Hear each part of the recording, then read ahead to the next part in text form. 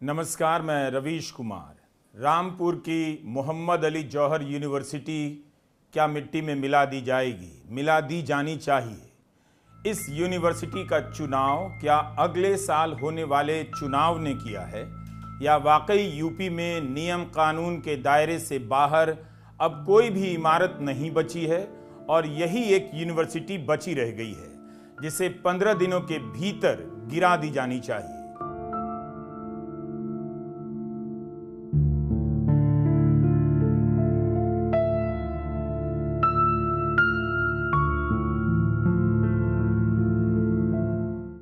जब से यह खबर आई है कि यूनिवर्सिटी की 40 में से 38 इमारतों के निर्माण के लिए जरूरी अनुमति नहीं ली गई, यह सवाल उठ रहा है कि फिर बचेगा क्या?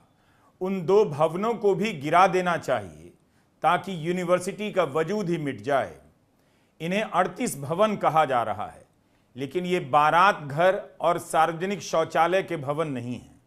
38 भवन के गिराए जाने की सूचना इस तरह से दी जा रही है ताकि आपकी आंखों के सामने एक यूनिवर्सिटी मिट्टी में मिला दी जाए और आपका उससे जुड़ाव भी ना हो, आप संवेदनशील भी ना हो सकें।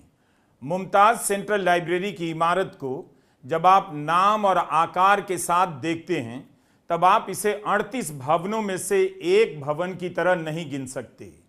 इस लाइब्रेरी में 40,000 किताबें हैं, 12,000 ऑनलाइन जर्नल हैं। हर साल 5 से 6,000 नई किताबें खरीदी जाती हैं। अब आप वॉशिंगटन के व्हाइट हाउस की इमारत देखिए और फिर उसी शहर में अमेरिकी कांग्रेस की इमारत देखिए। आजम खान ने इन दोनों इमारतों से प्रेरणा लेकर सेंट्रल लाइब्रेरी की इमारत बनवाई। आपको दोनों की इसमें झलक मिलेगी। अब आप सोचिए कि 80 से अधिक मुकदमों से घिरे आजम खान में एक लाइब्रेरी को लेकर इतनी चाहत होगी कि रामपुर में ऐसी इमारत बने जैसी वॉशिंगटन में है। इसके बाद आप इस इमारत को भी देखिए, यह भी उन 38 भवनों में से है जिसे 15 दिनों के भीतर गिरा दिया जाएगा। यह जौहर यूनिवर्सिटी का ऑडिटोरियम है। यहाँ 500 छात्रों के बैठने की व्यवस्था है। क्या इस इमारत को भी ग्रीस के पार्थेनॉन की प्रेरणा से बनाया गया होगा? लगता यही है। एक मुस्लिम नेता ने ग्रीक देवी अथीना के मंदिर से प्रेरणा क्यों ली होगी? अथीना विवेक और युद्ध की देवी मानी जाती हैं। एथेंस में 430 ईसा पूर्व में बनाई गई इमारत आज तक खड़ी है। 12 साल पहले उससे प्रेरणा लेकर जो इमारत रामपुर में बनाई गई वो गिरा दी जाएगी। अगर भारत के अधिकारी आज ग्रीस भेज दिए जाएं तो 2500 साल पुरानी सारी इमारतें किसी न किसी नियम के आधार पर गिरा दी जाएंगी और हो सकता है आपको गर्व महसूस हो, फर्क ना पड़े। इसीलिए सूचना से संवेदना गायब है, संबंध गायब है। 38 भवन लिखा जा रहा है ताकि आपको लगे कि कोई गोदाम है जिसे गिराया जाना जरूरी था और सरकार ठीक कर रही है। नियमों का हवाला दिया जा रहा है, लेकिन हम जानते हैं इस देश में कब भवनों को गिराने के लिए नए नए नियम खोज लाए जाते हैं या नियमों का पालन करने के बाद भी उन्हें गिरा दिया जाता है। बस उससे राजनीतिक दुश्मनी होनी चाहिए। जैसे ही आप इन भवनों को इस हिसाब से देखते हैं कि यहां किस विषय का कॉलेज है, कितने छात्र हैं, मास्टर के नाम क्या हैं, उस मास्टर के साथ छात्रों के क्या रिश्ते हैं, आपके देखने का नजरिया बदल जाता है। रामपुर में दिल्ली के नॉर्थ ब्लॉक, साउथ ब्लॉक की इमारत से प्रेरणा लेकर मेडिकल कॉलेज की इमारत बनाई गई है। कोई नेता इतनी समझदारी और लगाव के साथ एक यूनिवर्सिटी खड़ी करता है, इन भवनों की डिजाइन के जरिए एक यूनिवर्सिटी का जज्बा उस क्षेत्र में पैदा करता है जहां से किसी यूनिवर्सिटी के उभरने की संभावना कब की समाप्त हो चुकी है। उस नेता से सियासी प्रतिस्पर्धा हो सकती है, होनी भी चाहिए, लेकिन क्या इतनी नफरत भी हो सकती है कि उसके लिए इतनी कल्पना और भावना के साथ बनाई गई इमारतें मिट्टी में मिला दी जाएंगी? आप सोचिए, यहां पढ़ने वाले 3000 छात्रों और पढ़ाने वाले 90 से अधिक शिक्षकों के दिल और दिमाग पर क्या असर पड़ेगा जब उनकी आंखों के सामने यहां की सारी इमारतें गिरा दी जाएंगी। इसीलिए 38 भवन कहा जा रहा है। 38 भवनों में शामिल है College of Engineering and Technology की इमारत, Mulayam Singh Yadav Faculty of Humanities, Azam Museum and Art Gallery की इमारत, Mother Teresa Institute of Paramedical Sciences, Sir Syed Faculty of Science, home science, education, agriculture science, pharmacy, commerce, management, mass comm की पढ़ाई भी इन्हीं इमारतों में होती है और उन सभी 38 इमारतों पर खतरा है। लड़के लड़कियों के हॉस्टल हैं, स्टाफ के लिए क्लब भी हैं। जब आप अलग अलग इमारतों को उनके नाम, उनके विषय के साथ देखते हैं, पता चलता है कि नियम के बहाने जब बुलडोजर चलेगा तब क्या क्या मिट्टी में मिल जाएगा। और कम से कम एक बार आप खुद या उन बच्चों को अपने साथ लाकर इस यूनिवर्सिटी का दौरा कीजिए। हो सके तो मुझसे भी मुलाकात कीजिए, मैं यहां आपसे मिलूंगा, आपके सवालों के जवाब दूंगा। आप हमारा इंजीनियरिंग कॉलेज तो देखिए, आईआईटी की टक्कर के हमारे इंजीनियरिंग कॉलेज है। हमारी लैब्स देखिए आप, कितनी मॉडर्न लैब्स हैं हमारी। शायद ही करीब की यूनिवर्सिटीज में ऐसी लैब्स हो। जो सहूलतें हमारे यहाँ हैं, हमारे हॉस्टल की सहूलत, वहां के खाने पीने की सहूलत, वहां के खाने का स्टैंडर्ड आप आकर देखिए, एक बार खाकर देखिए, फैसला कीजिए क्या बेहतर है। इसी दरख्वास्त के साथ ये इदारा आपका है, अगर आप ही इसको नहीं संभालेंगे तो शायद इसकी ईंट और गारे की बुनियादें इसको संभालने में नाकाम रहेंगी। आपकी खुशी के लिए यह बताना बहुत जरूरी है कि प्रशासन ने रहमदिली भी दिखाई है। इमारतें क्यों गिराई जा रही हैं उसके बारे में बताने से पहले यह सूचना बहुत जरूरी है। जिला प्रशासन ने उदारता का प्रदर्शन करते हुए कहा है कि छात्रों की काउंसलिंग की जाएगी। जिलाधिकारी ने विद्यार्थियों की असुविधा को लेकर भी जरूरी निर्देश दिए हैं। जिनके क्लासरूम, जिनके कॉलेज की इमारत गिरा दी जाएगी, इसके लिए क्षेत्रीय उच्च शिक्षा अधिकारी और जिला विद्यालय निरीक्षक यूनिवर्सिटी परिसर में काउंसलिंग कैंप लगाएंगे। देखिए उदारता प्रशासन की, रोइए जार जार। छात्रों का मार्गदर्शन करते हुए सहायता उपलब्ध कराई जाएगी ताकि उनकी पढ़ाई में कोई परेशानी ना आए। जिस इमारत में छात्र पढ़ने जाते हैं उसे गिरता हुआ देखकर उन्हें सदमा तो लग सकता है, अपने भविष्य की चिंता भी हो सकती है। सरकार समझती है तभी उनकी काउंसलिंग करेगी। इतनी करुणा दुनिया की किसी सरकार में हो ही नहीं सकती है। यह बात तो आप लिखकर पर्स में रख लीजिए। मुझे नहीं मालूम गोदी मीडिया इस घटना को कैसे कवर करेगा, कर रहा है। रामपुर की यूनिवर्सिटी है तो जाहिर है वहां जिलों के गरीब या साधारण बैकग्राउंड के मुस्लिम और हिंदू छात्र पढ़ने आते होंगे।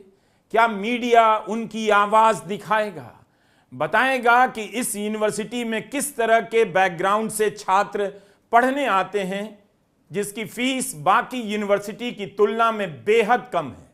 इसीलिए यूनिवर्सिटी की इमारतों के गिराए जाने से ज्यादा खतरनाक है।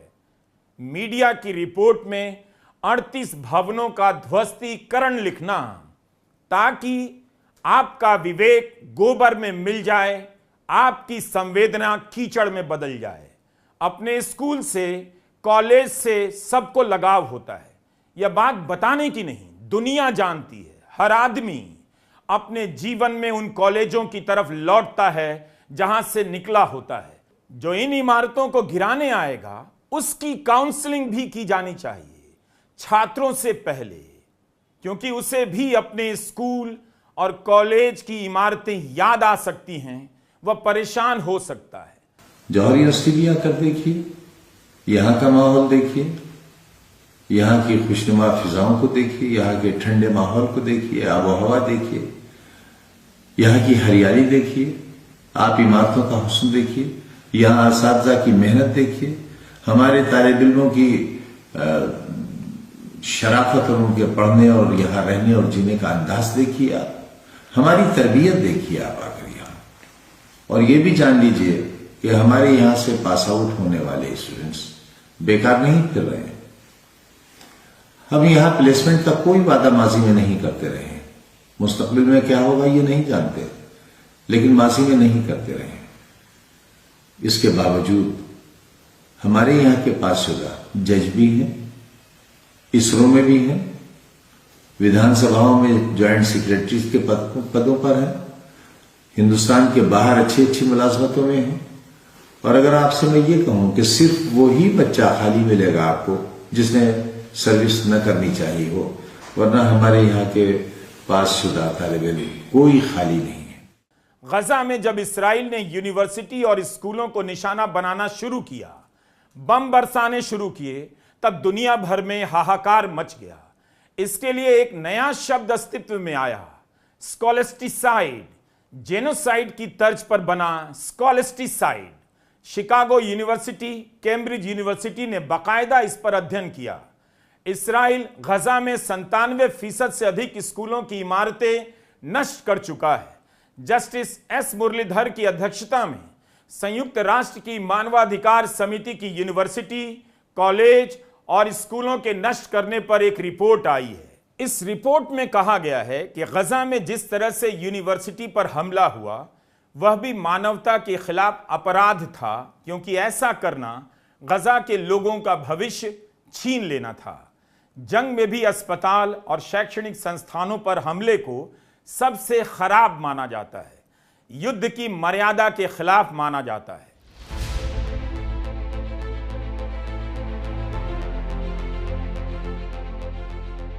रामपुर डेवलपमेंट अथॉरिटी के उपाध्यक्ष और जिलाधिकारी अजय कुमार द्विवेदी का बयान है कि यूनिवर्सिटी ने 38 इमारतों का निर्माण अवैध रूप से किया। उनके नक्शे जिला पंचायत से मंजूर नहीं किए गए। इसके काउंटर में यूनिवर्सिटी की दलील मीडिया में छपी है कि रामपुर डेवलपमेंट अथॉरिटी के अस्तित्व में आने के बहुत पहले यूनिवर्सिटी की इमारतें बन चुकी थी। इस पर जिला प्रशासन का कहना है, यह सही है कि सितंबर 2024 में रामपुर डेवलपमेंट अथॉरिटी आरडीए अस्तित्व में आया, लेकिन उसी के साथ उसे जिला पंचायत का अधिकार भी सौंप दिया गया। इसी यूनिवर्सिटी ने 2 इमारतों के नक्शे जिला पंचायत से पास कराए थे। इसका मतलब है यूनिवर्सिटी के प्रबंधकों को नियमों की जानकारी थी। अगले 15 दिनों में अगर यूनिवर्सिटी ने इन 38 संस्थानों को नहीं गिराया तो प्रशासन अपनी तरफ से कार्रवाई करेगा और उसका खर्चा यूनिवर्सिटी से लेगा। आजम खान के खिलाफ इतने मुकदमे हैं कि उन पर बात करना, उन सभी के तथ्यों को समेटने में ही साल लग जाएंगे।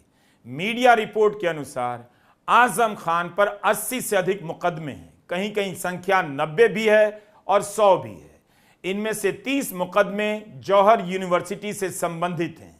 इस यूनिवर्सिटी के उद्घाटन के समय मुलायम सिंह यादव सरकार के 30 से अधिक मंत्री गए।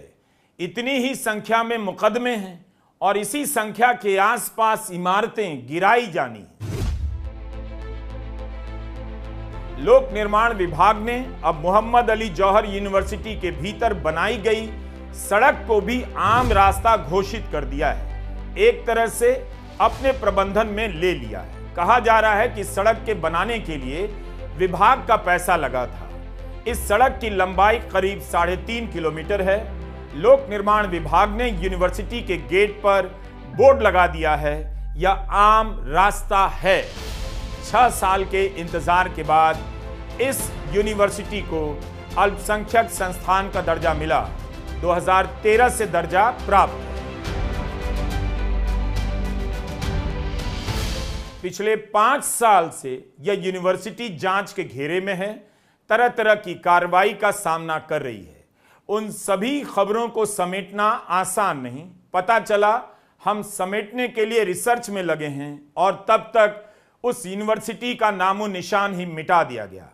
फिर उस रिसर्च का क्या काम रह जाएगा। हमने अपने इस वीडियो में उन प्रतिक्रियाओं को शामिल तो किया है, मगर पढ़ नहीं रहे हैं जो ट्विटर पर जारी की गई हैं। भारत जैसे देश में एक यूनिवर्सिटी गिराई जा रही है और प्रतिक्रिया ट्विटर पर दी जा रही है। इधर उधर की बातों के सहारे निंदा की जा रही है, बेहद अफसोसनाक है। सुप्रीम कोर्ट के वरिष्ठ वकील कपिल सिब्बल का एक यूट्यूब चैनल है जिसका नाम है दिल से विद कपिल। इस चैनल के लिए कपिल सिब्बल ने आजम खान से जौहर यूनिवर्सिटी को लेकर बात की थी। उस समय आजम खान जमानत पर थे, इस समय फिर से जेल में हैं।